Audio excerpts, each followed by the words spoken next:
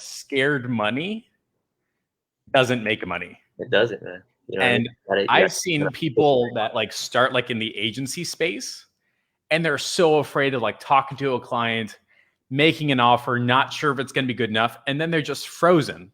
Yeah. Right. And that's scared money. There's no other way around it, right? Yeah, bro. I mean, the worst thing people can say is no, or go fuck yourself. But either way, you're going to recover from that. One of the two. It's 50-50, right? Just do your best to make it work. I remember you broke my brain on you had a course area or something like that people could buy your soap opera sequences or something. And if you don't have that store, if you don't talk to your clients, if you don't try to go get a client, you literally are not making any progress. Right. But if you started that store, maybe you'll get 1 or 2 sales, right? Exactly. If you talk to a client, maybe you'll make them happy. At least you've got a shot. Exactly. Right? And I think that's how we'll start the interview off with how you got your first shot, because you and I have been circling back and forth for our 5th year now, starting way back in the day. I remember, dude, that's nuts, right? Yeah. And I remember the first time you and I met, which was at Dan Henry's event. And it was the first time you and I talked. I was like, I don't speak Spanish. What are these people saying about that WhatsApp chat in my bike shop clients' WhatsApp or something, right? Yeah. And you're they're all ripping them to shreds. I'm like, Oliver, stop doing that shit, right? But back in the day, right, you were doing insurance and chiropractor, and we don't have to go into that, but how did you migrate from Facebook ads as a product or service to saying, I'm going to go all in on copywriting? What was that thought process like? Yeah, 100%, bro. So, as you mentioned, we got started around the same time. I think you got started maybe 6 months before me with Facebook ads with Dan Henry's course. Because if you remember back in the day, me and you hopped on a Google, meeting or whatever. Yeah.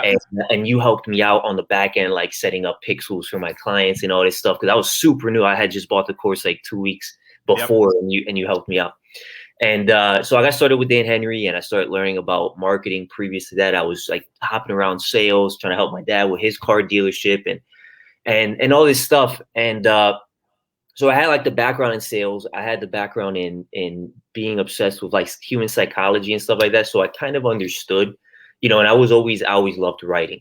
So I got into marketing because obviously I wanted to do, I saw it as a good opportunity to start doing my own thing online and kind of buy my freedom, by putting in some hard work for a period of time.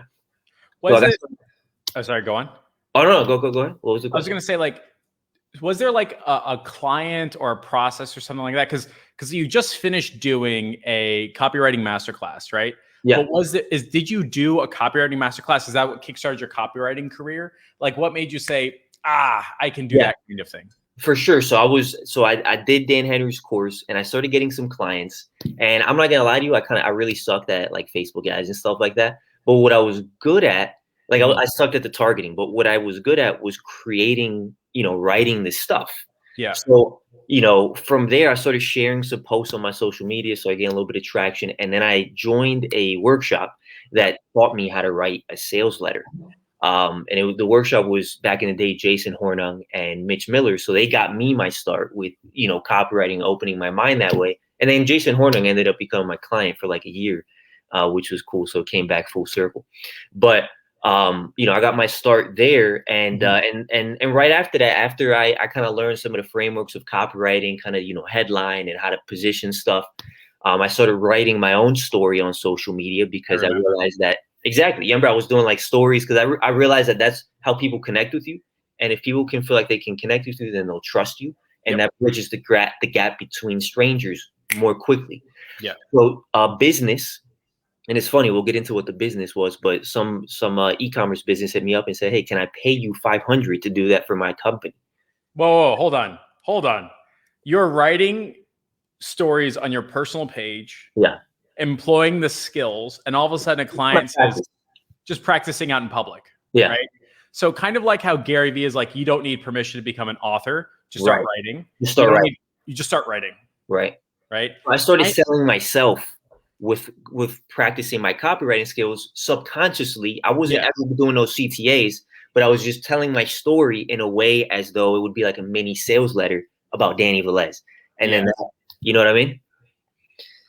So then somebody reached out to you, and let me take a step back, because like from that $500 client, everything blew up, right? Yeah. But that $500 client's journey to you was probably like they would look at you up, and then they friend you on Facebook, and then they creep on you for like 3-4 hours. They come back, they go back. It's not like, they comment on my stuff every now and then, and they'll be like, "Oh, awesome," or "I love your story." Yeah. And then after like 5 of those, after like a week or two, she hit me up and she said, "Hey, I'm doing this and this with my business. Do you think I can pay you $500 to do that for my company?"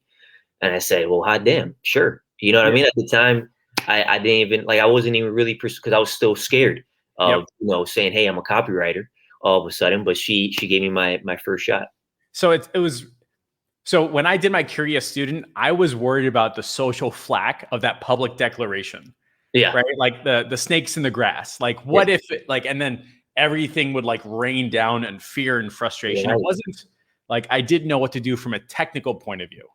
Right. It was what would happen if I told people I was doing it. Right, dude. And that's an underrated fear that people don't really talk about. You know, when you're first starting out, you know, you have that fear of, damn, what are my friends and family going to think, that, you know, I'm some idiot trying to do this stuff online. I'm a fake. I'm a fraud. You know what I mean? So there's like that fear of putting yourself out there. But, you know, I'm glad I did that, and kind of just, you know, that's how I got my start. What's funny is that she paid me. I asked her to pay me by check rather than like, because my account was so overdrafted. Yeah. That 500 would have gotten eaten up, and I needed it to pay my rent that month. I remember like your story is like the quintessential. I was going to get evicted. I got no money, right? All I got is like hard work and the brand that I got. And every single day you're making progress. I remember seeing you post all the books, like the King copywriting, the books you're supposed to read to start your journey. You had all of them. Right. And it was like every Dan Kennedy book you possibly imagine. I'm sure Psycho Cybernetics was in there. I read that twice. like all those highly discounted books that are highly influential to people's careers. Right. Like there's no school is saying read Psycho Cybernetics. Right. You know what I mean? But the whole thing is that it has the principles there, you know, the psychological stuff. And at that time, all I was doing was reading and really investing into my mind. Because when you're a beginner, that's also an underrated thing, is, you know, people think I'm just going to gather the skills and go out and do it.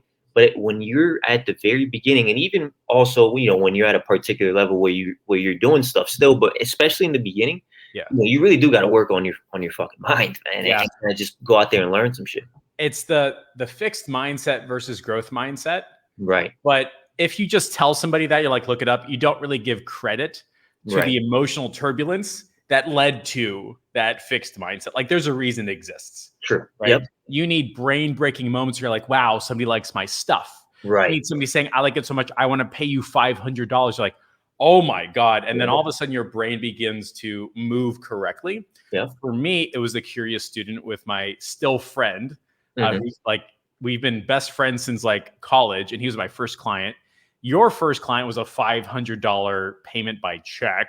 Right, to somebody who's just been like creeping on your profile. Yeah. And ever since then, it's been moving up and up. And this is like the meat of the interview now, which is like VSLs, copywriting, and how you communicate is like one of the only infinitely scalable skill sets. Right, like you write once and everybody can read it. It's like a movie. Right. That is different than Facebook ads, where you write a Facebook ad, then you have to check it, and then this, and you have to talk to a client. Like there's a cost of service. Right. But you write an email once, that goes forever. For sure. Yep. So like, talk to me about what happened after you got that first $500 client. Yeah. Like, was it all like rocket ship growth? Was there a next stage? Did everything go break and go to hell and come back? Like, what happened after you got that first client? Yeah. So, you know, so after I got that first client, actually, as a side note, it's kind of inappropriate, but it's funny, is that first client was an online sex store. So they were selling like spiritual, nice, man. like rock crystal, like quartz dildos and shit. But wait, rock crystals and dildos were your first copywriting client? Yeah, man, spiritual dildos. But it was funny, man. But you know, I took You know, I did some research Love it. to say that, but yeah, it was cool, man. So after I got that client, I wrote, you know, for her, and she was attracted. So the biggest key there for me was learning how to speak the language of, like, you know, I was asking her, so who are we selling this to? Because my sales background, I knew that you had to sell to somebody, and you have to at least try and boil it down to one person. So, you know, in the written form, you know, you still have to apply those principles. So that was my biggest breakthrough right there was, you know, she said, you know, we're attracting these sort of people. So I started learning about the target market. From there, that helped me hone in on my own skills, and I just continued writing my story on social media. Yeah. And then I posted the story about my client because she gave me a testimonial, and that was nice. And then I just got more clients. Actually, my next client after that was Jeff J. Hunter, and he started paying me $25 per Facebook ad. Per Facebook ad copy, and he gave me like he bought like a package of 5, and that was like 200, and I'm like, holy shit, I'm rich. And then he gave me a testimonial to work with Arnie Giske. Nice. And then Arnie started hiring me. I think he was paying me like $50 at this point then for like Facebook ads. And then Arnie connected me with you. Yeah. And you were my 4th client. And we did the soap opera sequence, and I was real ballsy, and I asked for $340. Yeah. And I felt awesome. I'm like, nice, man, $340 to write some emails, and we did it, man. You know, and I mean, you can tell that story better than I can, you know, because that went pretty smooth. There is a testimonial filmed for you calling you my dirty little secret, and I hope nobody finds out about you, because like the soap opera sequence was what powered. I mean, like philosophically, it's like people buy people's stories first, their products second, right? That's how this works. That's how the whole world works. People bought Steve Jobs' story first before they bought their Mac. End of discussion. Same way with Tesla and Mark Zuckerberg. Like all the top tier people have a story. Stories first, products second. And for our $8,000 to $10,000 a month bike shop, that's who was paying us. We had to create a story where people said, I want to purchase that story. I just happen to be getting a bike. And so you're on the phone with this guy. And I think the 2 years speaking Spanish. So I'm like, I'm out of the loop. I'm like, Danny, have a good time. Right. And I think you took them through like the Big Who worksheet or something like that. Exactly. Yep. And pretty quickly we discovered his story. Exactly. Which was he fled from a country in South America, snuck into an MBA program in Spain, and then resettled in Miami to build a business that his father would be proud of. And that is like so many layers of deep in the heart stuff. Oh, man. The craziest part is that like people were going up to him saying, I read your story. And that made it very, very easy for somebody to spend money. They are investing in the right person, the right place, the right time. It just happens to be the product, which is a bike. And we did the same thing for the car wash. We did the same thing for the chiropractor through the board, right? Yeah. But I want to go back to where you mentioned you got paid to write Facebook ads. Because after a while, like after you do a thing enough times, you find the pattern, right? And one of the bullet points here is like your 4-step process for writing Facebook ads that convert like crazy, right? And I've got like my 6-step process, which is like attention getting, scarcity, Dan Kennedy style, where like, here's the offer, right? Solving the McDonald's problem, things like that. But you have something I think might be slightly different. So like, how are you writing Facebook ads and make people say, I want to buy that right now? What does that look like for you? Yeah. So if you guys are cool with it, if you're cool with it, bro, I can actually go through I'll just read through a Facebook ad, and then I'll break it down that I'm, you know, that we've done for a client that did really well. So basically what we do, and there's a lot of different mechanisms that I use, but I usually start with this one, and you guys can look at the overall flow of it. And actually I adopted this particular, you know, way of writing Facebook ads from a guy called Joel Irway, who's, you know, he's super successful and stuff like that. I met him at Rob Quinn's event in Kansas City, and I was like, holy shit, that's the guy.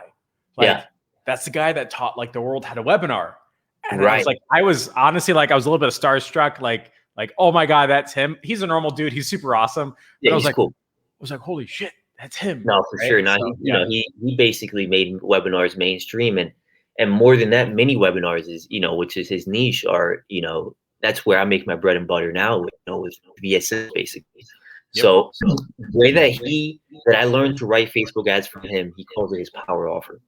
But basically, I'll read through this particular ad, and we'll look at and we'll try and break down the overall theme to it. So the first line, which captures attention, is if I and we're going direct, is basically direct marketing. Yeah. So if I offered to increase your client's lifetime value to 21,000, and then bullet points with a few simple and fast tweaks in parentheses 17 days, without you doing any extra work in parentheses. In fact, we'll show you how to remove yourself from 75% of the equation. So you can take your agency to high 6 and then 7 figures like we have. Would you take me up on that offer? You know, so you're literally asking, you know, you're literally calling out an ideal client by saying, agency owners, if I offered to increase your client's lifetime value, right? So we're calling out to a specific type of agency owner who understands the value of having clients for an extended period of time. Then after all of that, we say my company received this award, and we showed it to Comma Club. Since then, we've helped over 500 students. So then there's proof. Are you next? That's the invitation. And it's not a hardcore invitation. It's more of a, hey, if this called to you, we're not going to try and hunt you down. You know, we're not going to try and hound you. You know, you know what choice to make, basically. So it's kind of an authoritative, you know, just putting the ball in their court sort of thing. So that's a Facebook ad flow that I've, you know, kind of adopted for my client. And that's always the first one that we go to because it's so simple, it's direct. And that way you can see if your offer is relevant in the market right away before you start getting too fancy with copy, before you get too invested into telling 10 million fucking stories, you know, and because those could be endless, and those type of ads get, you know, they need to be refreshed a lot. But if you can find out very quickly with that sort of flow that your offer actually hits in the marketplace, you know, then you know you have something good. And you don't have to spend that much time on the Facebook ad after that, because you know the market wants the offer. So that means the thing that you're doing is putting your sellable thing out in front. You're saying, here's the bike, here's the car wash, here's what we're doing in exchange for money, here's the t-shirt, do you want it or not? And that's what I'm hearing, is that like that's a very, very easy way of testing if your product or service is actually wanted in the marketplace. And compare that to like trying to argue about cost per click or percentage of brand views or building an invisible list. You're like, let's get cash in the door, see if people want to buy this, and then work that process out later. Is that correct? Right. You know, and you know, so and that's exactly right, bro. You want, you know, we try and like front load our ads at the beginning with the offer. So just once again, it's agency owners, if I offer to increase your client's lifetime value to 21,000. So that's automatically putting the unique benefit of the product. So I would say, you know, instead of going first and foremost with the product, you know, first and foremost with the unique benefit that product, you know, so you don't want to ignore the product, but you know, obviously people want to know what's in it for them. So instead of, you know, the bike, you know, would you like to increase, you know, your speed by X, or would you like to, you know, limit fatigue by 57%, you know, whatever it is that the particular product is to help people with, first and foremost, that's what you want to lead with, is what I've seen, you know, kind of just works the fastest and the best. So with power offers, that applies not just to selling to an agency, but also on behalf of a client selling to an end customer. So if I was like a agency owner for a chiropractor, I could do a power offer for them. Like if I offered to help you solve back pain once and for all with a 6-week program that helped you blank, blank, and blank without surgery. Interesting. Okay. Or HVAC, or I know the other day you were talking about like, was it like pipe cleaners or gutter repair or something like that? You know what I mean? Like literally any niche, you know, you could literally do that part. And I promise you, man, with, as you know, because, you know, you do a lot of work with local businesses, when you take just a little bit of the direct marketing stuff and apply it to a local business, it's so much fucking easier than applying it to a business opportunity where the market is ripe. I mean, the market is overdone with direct marketing, so you have to be really fucking good. When you're just starting out, if you start doing some of this stuff for a local business, you'll look like a god if you just do one or two of these things. We are currently using a derivative of the power offer idea for our blood plasma clinic center, right? Nice. They've gotten 75 phone calls in about 2.5 weeks. Wow. Right? Because the power offers are, if I offered to blank, right? Exactly. Like we're doing a derivative of that. And they've tried like other advertising agencies in the past that like brand and blah, blah, blah. They try and get cute with stuff. And it's you're like, not Starbucks, buddy. Stop trying to brand. You know what I mean? People need to know your shit first. I love that so much. you're not Starbucks. Stop trying to fucking brand. Right. Yeah, dude. Like, what are you? You know what I mean? You're not American Airlines, bro. People don't really give a fuck about you just yet that much. Yeah. Put an offer in front of people and solve a problem. And then by default, you create a brand. But, in the beginning, don't try and get too cute with your overarching goal and stuff like that. Just literally serve the market. That's it. The easiest way to build a great reputation and a great brand is to sell a thing that people love. Right. And you can't have a brand without selling a thing. You don't have infinite money. Exactly. Right? You have to have that business aspect to it. Mm-hmm. And so that means that if I'm an agency owner looking to get a leg up, a one up, or have some type of competitive edge with my clients and getting them to sell more of their stuff, I could take that Joel Urway power offer idea and adapt it to my clients. And now their bestseller looks amazing. Now they don't have to change anything what they're doing. Now all they're doing is simply getting more people calling saying, I saw the ad, I'm interested. Is that correct? Exactly. And because you're not trying to get too cute in the ad and try to, play mind games with people to try and, coax them into signing up or becoming a lead. They called with the intent purpose of understanding more about a specific offer. So you have people who are more likely to convert, because you were upfront with them and honest. Right. The yield is through the roof. Exactly. Interesting. So is that fundamentally different than writing emails that generate sales? Because like Facebook ads out in front, direct offer, right? Is that different than saying, oh, your emails have to have a soap opera sequence? Is it a Seinfeld sequence? Is it a direct power offer sequence? Like what's it? How do we write emails so that people buy like attention, humor, scarcity? Like what does that look like for you? Yeah. So, there's different types of email sequences. Depending on the market, depending on how, depending if the offer is high ticket, that's when I decide whether or not I want to do a soap opera these days. So I don't do a soap opera for everybody. But for example, if a product is an $8,000 bike, I'm still going to do a soap opera because that you got to bridge that gap between somebody saying, I'm going to spend 8,000 or I'm going to go, spend a couple hundred on something else. $249 for the bike down the street. Yeah. Get on Amazon and buy something for 150 and get it sent over to me in a day. So, depending if the product is high ticket, then I decide, okay, you know what? These people need more trust before they come and visit or before they get on that phone call or even schedule that phone call. So I'm going to tell their story, in a brief manner. One thing that's key to understand is that when you're telling a client's story, if you can find a way, and there's always a way to do it. What I like to do is I like to kind of tell the market's story, so the prospect story, disguised within also the client's story. So,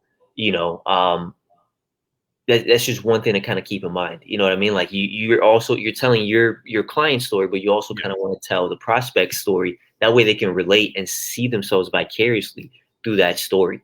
And that's how they feel like, hey, I know this guy. He's like me. So that means like you can't just be a personal trainer that's been ripped his whole life. Right? That's not a story fat people will buy. Nah, and they're not going to appreciate, or a skinny kid that wants to become ripped. You know what I mean? He's going to, I don't really relate to it. He doesn't understand my troubles. Yeah. So that means that a good copywriter has to understand the client's goals as well as the end customer's goals. Right. So are you doing like any like customer research, client research? Like how do you discover what those end customers' goals, needs, wants, fears, all that fun stuff? What does that look like? Yeah, so these days it's a little bit different. We still do some of the surveys and stuff like that. But one of the things that I found that's really beneficial, especially for people who are just beginning to understand how to do research, is write down 10 solid competitors in the marketplace that you're trying to get into. So let's say, for example, let's say, for example, you're a chiropractor or whatever the case, find 10 people in your arena who are killing it with Facebook ads and study their marketing. Because if they're killing it with marketing, that means, what does that mean? That means they already did a lot of research. That means they probably spent a couple $100,000 testing offers in the marketplace.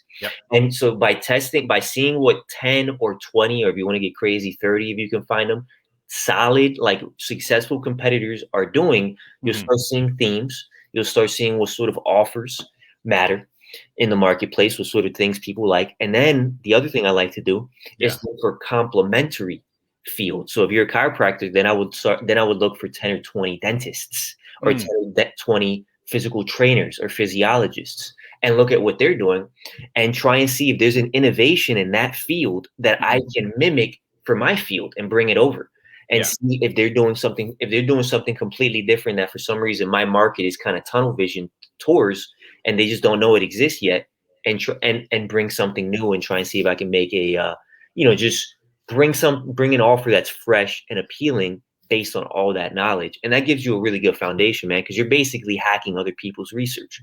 Yeah. And then obviously you do your own stuff too to supplement that. But that really takes you like 75% of the way there a lot of times. So that means that if I am approaching, say, a dentist, Sure. and I want to write emails that make my dentist's future patients go like, oh my God, I love this dentist. I want to buy their stuff like that. That means I just can't be like, yo, buy my dentist stuff. You can't just send emails like that. Ain't going to happen. Right. What I need to do is create a story about this dentist similar to that end patient's story. Right. And I could study the dentists that are out in town, out and about, the best competition, things like that, but also be studying maybe like that HVAC guy has a really cool story too.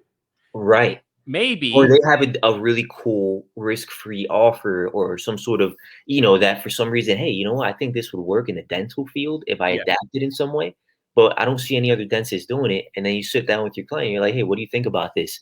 What if we, and then boom, now you have something fresh. That's very J. Abraham knowledge transfer, industry transfer, right? Exactly. And that's why consultants, and when I say consultants, I don't mean us. I mean like Bain, Boston Consulting, McKinsey, like Yeah. billion-dollar a month companies. That's 90% of what they do. This is working for Ford. Why don't we try to bring it to Apple? This is working for Microsoft. Let's try it at General Electric, right? Right. Like that knowledge transfer works. And most of my clients, when I end up having an improvement into their business, it's not from that industry. Exactly. It's from a complementary industry. So like when I'm talking like pest control businesses, they know more about pest control than I'm ever gonna. There's no advantage. Like, oh, can I out pest control your knowledge? It ain't gonna happen, right? Yeah. But if I go to them and be like, actually, it's so interesting because down the street there's a car wash getting 30 people a day buying their monthly recurring with these 3 or 4 headlines. How can we adapt that to your business? That's where my pest control client goes like, oh my God. Right. This guy has knowledge beyond what I can, beyond what I have the capacity to know right now. Yeah. And like that's that a when, lot. yeah, that's when you kind of, that's when you position yourself above, more than just, a service monkey, and you become, a trusted advisor in their corner who has knowledge that they, would like to someday attain also. So that's why things like swipe files and competitor research are so massively valued. Right. Because I have a swipe file. It's just a Google Drive. And every time I see a good ad, I don't care the industry. I take a screenshot and drop it in there. Same, bro. I have like a saved folder in my Facebook where if I see a really good ad, I'm like, well, that's going in there. Or I screenshot it and put it like I have a marketing tips and swipes folder on my desktop. You know what I mean? It doesn't matter if it's fucking Victoria's Secret or you know what I mean? Like literally, if it's good, it's going in there, man. Because there's something there that works. So does that mean if I want to go ahead and write an email sequence that makes people want to buy my client's stuff, that I should be signing up for email sequences and experiencing them as well? Is that correct? Sure. You should do it from, try and find a lot of different fields, but companies that are killing it with direct marketing. So don't just sign up for, like if you get a couple of their emails and it's just branding type of emails with just bullshit, and this is not a knock on branding because branding is very deep. I love the face you're making, which is like branding is so inapplicable to our journey. Like it's not worth even having a discussion about. Absolutely. Right. They're just sending emails with logos and 15%, like just bullshit like that. Unsubscribe because you're not really going to get anything out of it. Try and find companies that are invested in direct marketing. Like, if they're doing like really good video Facebook ads, it's most likely that they are doing direct marketing. So sign up for their email sequences. Get a burner email so that you don't have all these fucking emails in your personal one or business one, and just use that one to once a week go through the emails and see if you find anything interesting. So that's how somebody can start their copywriting journey. Right. And honestly, you tell me if I'm wrong here. Starting is not hard, but having the testicular fortitude to start is hard. Is that correct? I would say so, man. I think that, the toughest part, one analogy is, and it's corny, but it's cool, is that, it takes, so for example, like, but it's relevant because right now Jeff Bezos and fucking Richard Branson are trying to get out of, into space and stuff. That spaceship spends 90% of its energy trying to get out of the Earth's atmosphere. And, the other 10% that it's going to use, or the fuel, is, it uses only 10% of that much to get to the fucking moon, which is 2 million miles away. So, getting that start is always the toughest, man, because you have all these doubts. You're thinking, am I good enough? Or, I've historically failed in the past. I'm such a disappointment. Am I going to do it again? Yeah, probably. But you can always continue and switch. And you know what I mean? Like, that's just how it is, So getting started is easy. Yeah. Actually putting that first foot forward is, we get in our ways a lot and kind of hold ourselves back. I always find it so interesting how people accidentally set themselves up for failure, right? Like, I'm going to put my toe in the water. It didn't work. Well, you got to dive in. I've dived in before. It hasn't worked. Cool. It's not going to work again. You want to try again anyway, right? Yeah. And what I've discovered is that most transformations will take anywhere between 6 and 12 months, like complete total transformations from like freshman to sophomore to junior to senior. It'll take 6 to 12 months at a minimum. Yeah. And it's the same way with like our bodies and working out. Like, if you go to the gym twice, all you're going to feel is pain and no pleasure, right?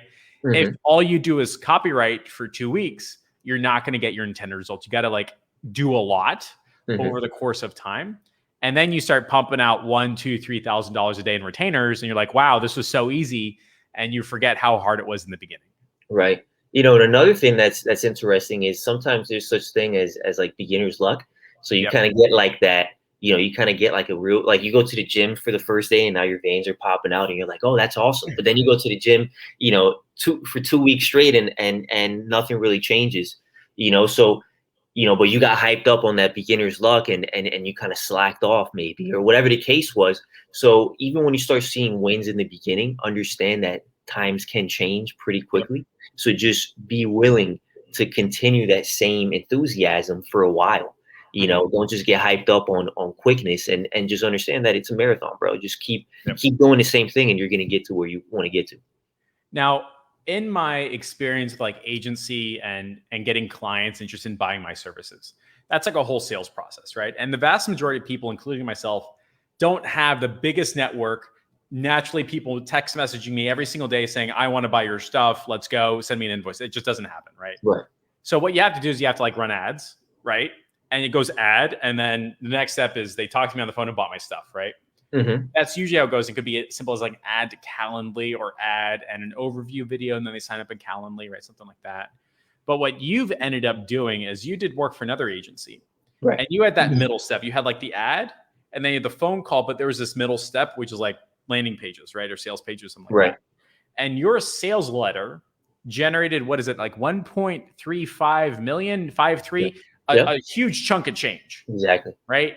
And it was consistent. It was reliable. It was predictable. It was like literally fact of like dollars in, dollars out. That's it. Buying a thing for $1, which was traffic, selling a thing for $2, which was the service, and everything worked. Right.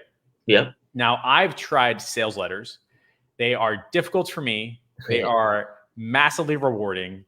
And how did you create your client's sales letter that pumped out cash day after day after day after day? Right. So, excuse me.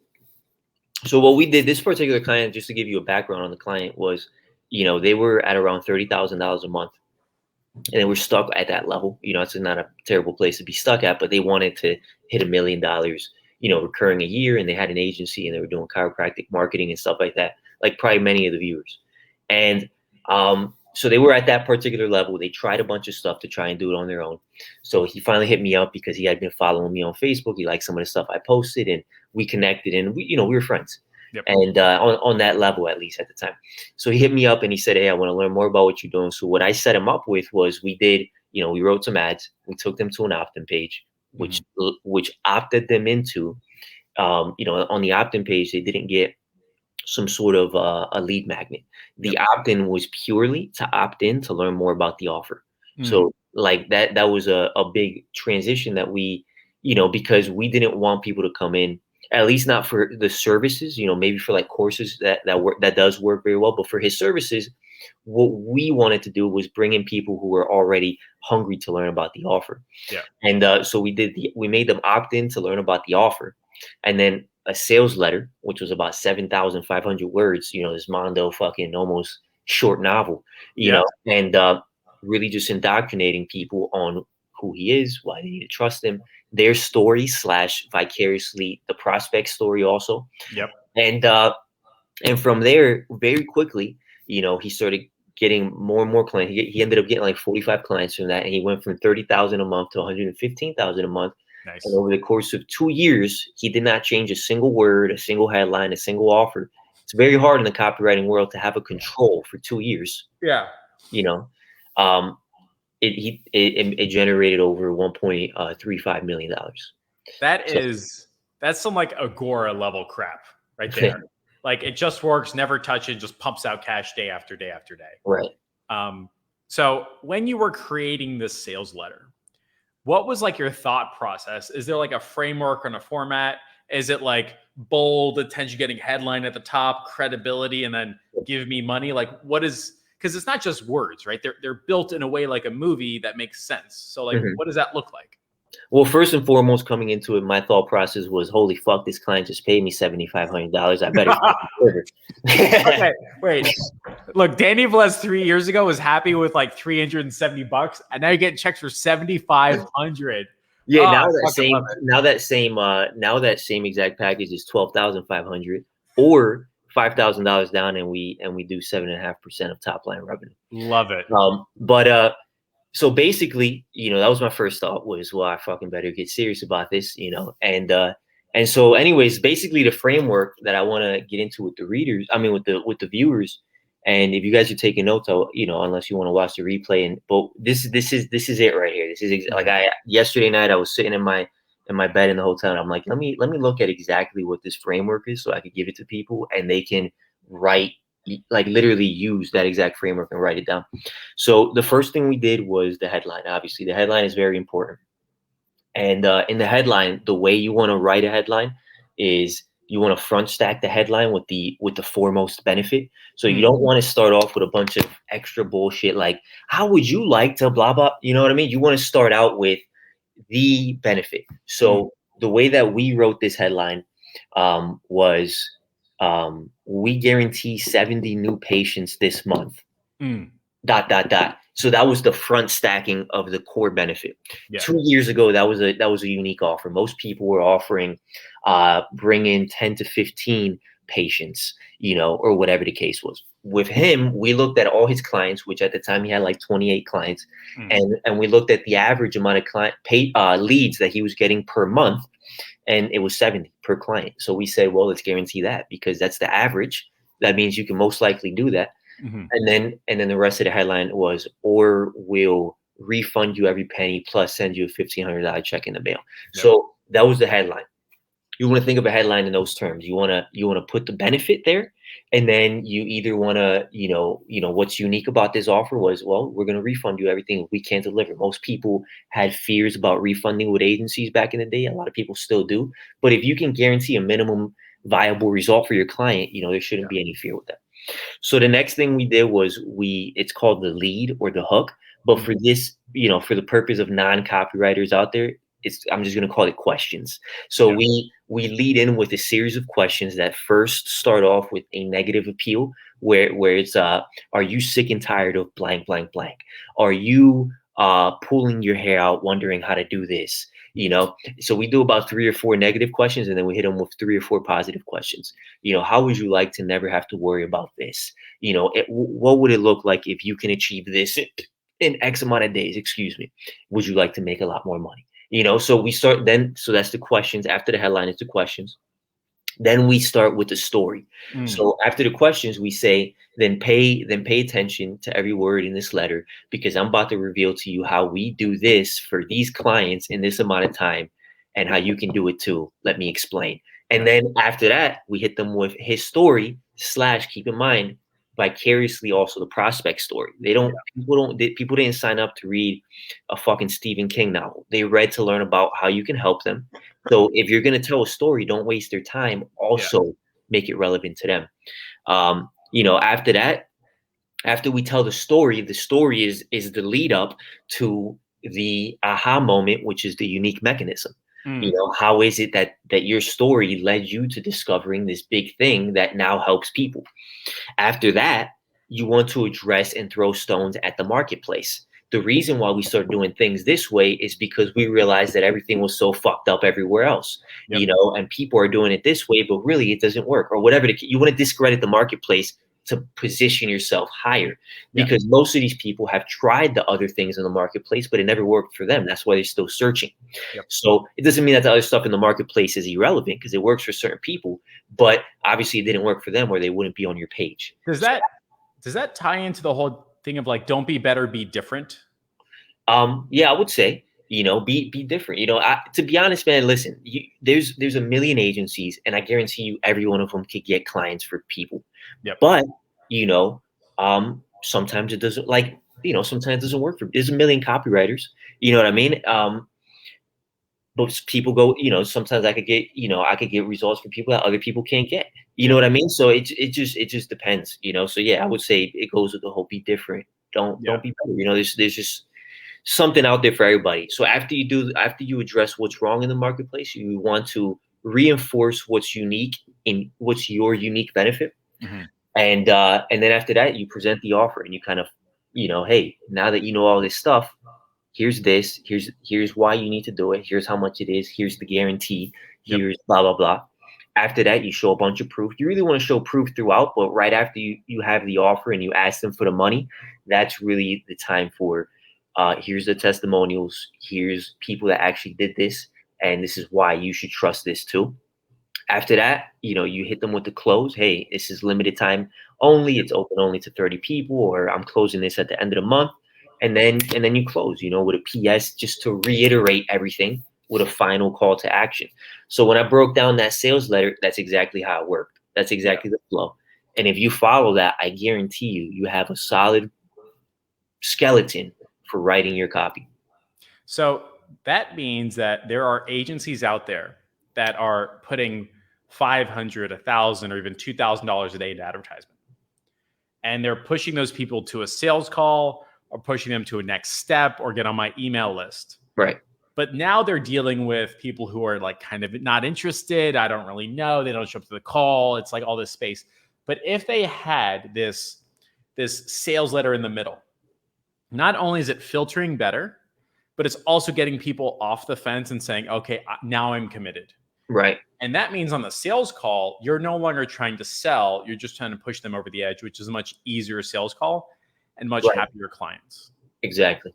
One interesting thing that we do also, which helps supplement that, is when they click that, that page to sign up, where they're taken to an application page. On the application page, we then have, just a short little case study, usually, where it's like 5 minutes, and it's, hey, you signed up, you clicked, you're interested, here's kind of how the sales call is going to work. Here's why we do it this way. Here's, it's not a sales pitch in disguise, and this is the people who got results sometimes right after the sales call.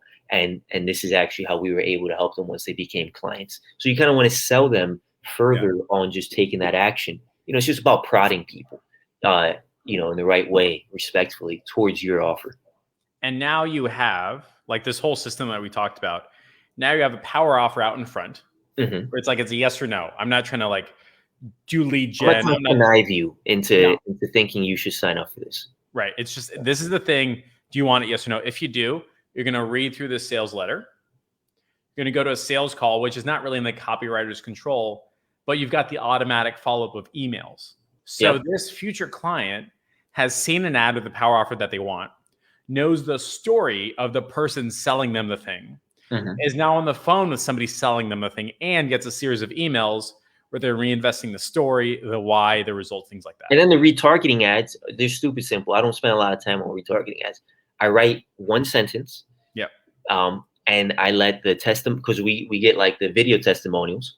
and I let the testimonials by the click.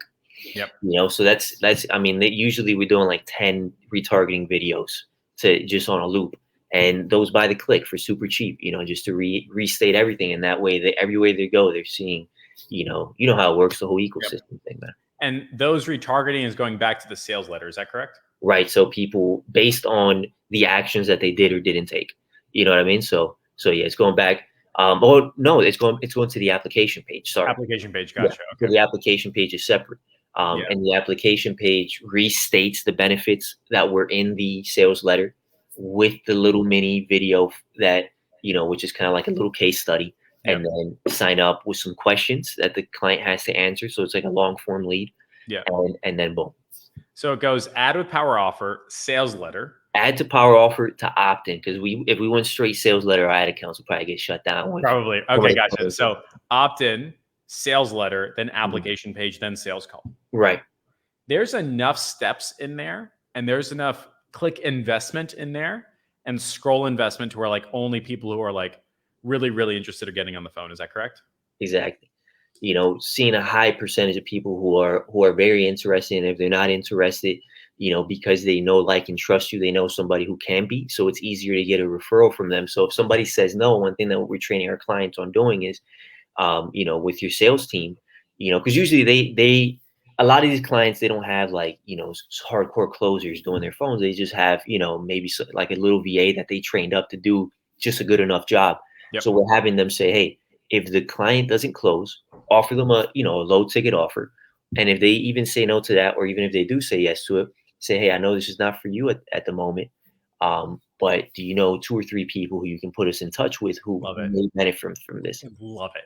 Yeah. And let's say, for example, only about 20% of people are going to give you 2 or 3 names, but that's better than 0% of people giving you nothing. You know what I mean? Yeah. So it's a little bit better that way. What I really like about asking clients for referrals, whether they buy or they don't, 2 things that happen. The first is that you've tripled your costs you've tripled your results. Divided, right. Right? Like very, very quickly. And that is a very easy way of automatically following up with that lead. Like, hey, I talked to Alex. He's coming on board. We gave him a great rate. I'll let you know how the campaign is doing in 2 weeks. Gets a screenshot and send them results directly to their phone. And it's only a matter of time before they come on board. Like that process is massively powerful. Yes, it is. And a lot of people sleep on it, and I've slept on it in the past, and now one of the things I'm doing for my own services is doing the same thing with my own clients, where it's like, hey, we just made you a bunch of money. Who do you know, 2 or 3 names you can lead me to that, may be interested in something and doing something similar, and what you'll find is, especially if you're making people money, they're gonna feel like they need to put you in front of more people. And then they get all sorts of Danny dollars. Exactly. That's one thing I got going on. Love it. Ladies and gents, for everybody watching, there's 2 things coming up. The first, if you have any specific questions for Danny, now is the time to ask. Danny Velez charges an F ton of money and carved time out of his schedule just for this conversation. So if there's any questions that you have, put them in the chat. We're going to address them directly. That's number 1. Number 2 is I've convinced Danny Velez to squeeze a 15-minute one-on-one session with 3 lucky people, either individual or group call. So if you're interested in that, just hashtag Velez my face, VELEZ my face. I'll pick 3 random people, introduce you, and he'll make sure you're taken care of and things along those lines. So number 1, if you've got any questions, drop them in. Number 2, if you'd like to be entered for a chance to win a one-on-one session with Danny, just hashtag Velez my face, and then we'll see what happens. So let's go through the comments and see if there's any specific questions. And let's see. Robert says, no nonsense gold. Much appreciated. Anthony Huffman says, yay, my 2 favorite OGs, which is cool. Somebody says, Danny Velez copywriting masterclass. It's in the air, depending. We'll see what happens, how this interview goes and things like that. And there's a bunch of people hashtagging Velez my face, which is always a pleasure. My question for you, Danny, is if I have a client, let's just say it's just Facebook ads. We don't have that copywriting relationship, right? Sure. They don't view me as a copywriter, but I want to like build up copywriting skills. Sure. How could I approach that client? Should I just offer to do a free trial? Should I say, hey, I wrote some stuff. I want to do this for you. Like, how do I kickstart a copywriting experience? I could get my clients better results. Yeah. So And this question is coming from the position of like a Facebook agency that is not yet a copywriter but wants to get into that field, or somebody Correct. who doesn't do anything yet and wants to become a copywriter. Somebody that's like experienced with Facebook Okay, ads. So somebody like me without the copywriting background. Yeah. sure. So what I would do is I would probably find. So what I would do, and I would find like maybe some sort of sales messaging that the client has, maybe on their website or something like that, and rewrite it with Mm, the principles that I know or have or am learning about direct response. And what I would look for is your best bang for the buck stuff is probably going to be, either their about me, because usually the about me leads to um, that's the story. So people are going to get to trust you. It's going to lead to the call. Usually, whenever I build about me's, I have a call to action where it's a button at the end, yeah. and it says book a call with us, and then it takes you to the contact page. And then I would also rewrite the contact page. Nice. Because if this client is not yet into the direct marketing field, they probably just have a website with some words on it. So I would just, try and make their website a little bit more direct responsey, and maybe fix the headline on the website, Mm, like the headline at the beginning of the website, have it lead to the about me, have the about me be really cool and tell their story, lead to the contact page. So it kind of just build like a funnel inside their website that way. And you can kind of just start testing out your own direct responsibility. Because yeah. if you can get people from the homepage to the about me to the contact to a call, then okay, well, I'm starting to learn this stuff. Then it works. So Yeah. that means if my client has an about me that just says where they went to school and how long they've been in business, Yeah, that's usually not those really, corny fucking about me's. yeah, that's not really what we're going for, Right, right? so and so is has been in the field, like, it sounds corny. So just write like a story, Mhm. in a direct response way that tells who the client is, how they've been able, how they've been able to help people, the amount of people they've helped. You could even drop some testimonials on there, and then just put an offer on the about me page. I never not put an offer on the about me page at the very Yeah. end. If you're interested and learning more, if you're interested in or discover more about this and get 50% off, whatever, you always want to put an offer in the about me page at the very end and then a button. So I could go to my dentist client and be like, hey, Dr. Johnson, uh, I've rewritten your about me page because I believe that we've got people looking at your about me's that could turn into a future patient. So I've written this out for you, and I've created an offer and a value stack, like a mini power offer. So if somebody does get invested into your story, we could get them scheduling directly on your calendar for a paid consulting session. Exactly. Are you interested in that? And all of a sudden, like if they say no, okay, what do I lose? Nothing, going back to the beginning of the interview. But if they said yes, I've got my first start. Is that correct? Right. Yep. And honestly, I would just write it before. I would. It's better to ask for forgiveness sometimes than to fucking ask for permission. I would just write it Yeah. and be like, hey, I wrote this up. What do you think we tested on your website? You know what I mean? That way, you literally, even if they say no, you at least wrote it, Yeah. and you're testing your chops rather than waiting for somebody to give you a shot before you even take it. Yeah. So if they say no, like we said in the beginning, the worst thing that can happen is somebody says no or go fuck yourself, and either of Yeah. them are not that bad. I like that. Neither of them are really that bad. Like I've had most recently one of our clients, like he sent me a message saying, I spent $5,000, no ROI, you're the worst service ever. Okay, fine. Mr. Johnson, look, I've got 15 phone calls. All right. You didn't pick up a single one of them. He told me, well, if they were really qualified, they would call back. He told me, like, well, what if they didn't want it? He told me, he gave me all the reasons for it. And my response to him was like, well, what do you got to lose by picking up the phone? Like, let's say somebody calls and says it's too expensive. What did you lose, buddy? You didn't lose anything. Right. And I feel like that happens a lot with agency owners as well. Like, we're so afraid of somebody saying no, like it's going to end the world. We're Right. so afraid of, like, what if somebody rejects me and my idea, and all of a sudden I'm back to square one again? And that's never the case, right? Right. Like, even if you got a rejection, you still built up the ability to ask a question. Yeah. If you wrote it out and it was bad, you still built up the ability to write the stuff. Right. Even if you don't get a no, you get a yes, but it ends up as a big failure.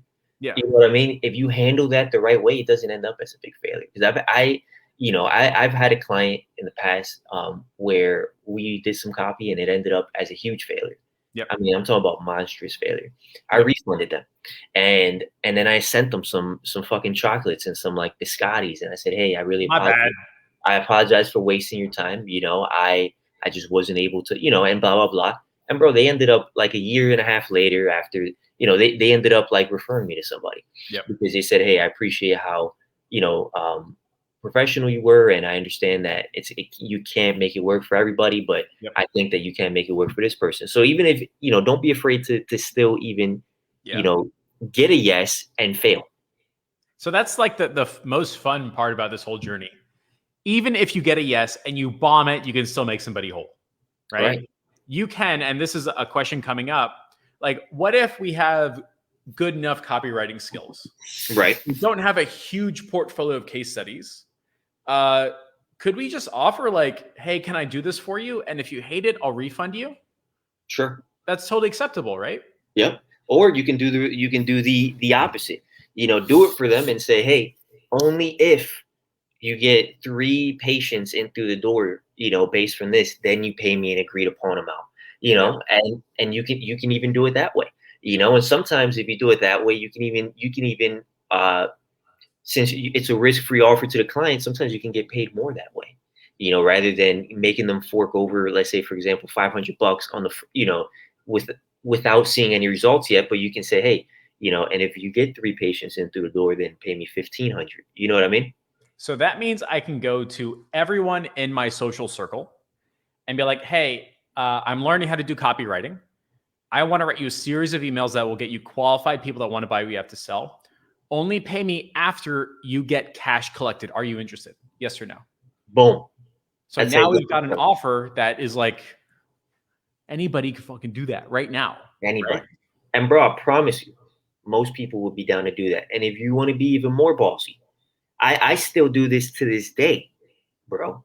The other day, actually, I wrote a couple new opt-in pages because what I like to do is whenever I see ads on Facebook from people who are doing, serious shit, I literally will sometimes rewrite their opt-in page and I'll send it over to them and say, hey, send this, or I'll find their ad person and I'll say, hey, test Yeah. this out for so and so and let Yeah. me know how it goes. And I got 2 calls this week from referrals from somebody I did that for. Yeah. They're still testing out the copy, and like I said, you don't have to even ask. You literally say, hey, I did this for you, test Yeah. it out. If it makes more money, let's talk. If it doesn't, and this is my guarantee when I send it to people, if it doesn't, I'll send you 3 put your own cigars for wasting your time. Which, Or you know what I mean? yeah. So that means the most that happens is somebody pays you and says, wow, Daniel Velez's copy is amazing, right? Which is what people want, right? Right. Most people are really afraid of the risk and the downside. That's really where the frustration and the brain trash comes in. They want this, they're afraid of this, right? Mhm. But what you're doing is you're saying, look, if you hate it, I'll send you some stuff, Right. right? And For wasting your time.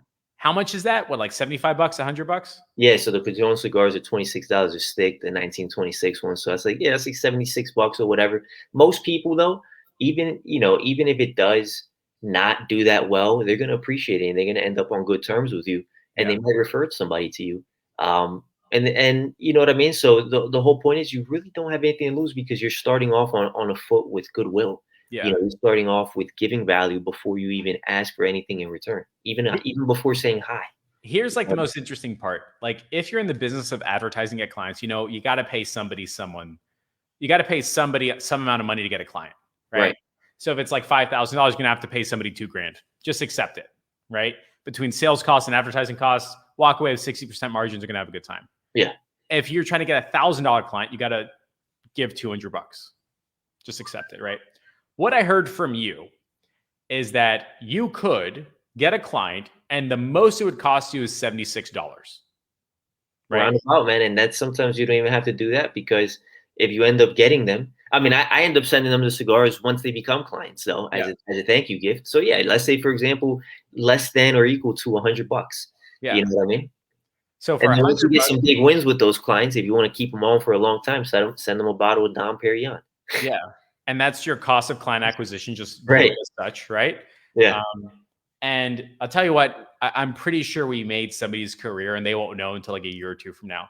Because somebody watching this is going to take the script that we just reviewed, send it out to 5 or 6 people, get their first gig, right?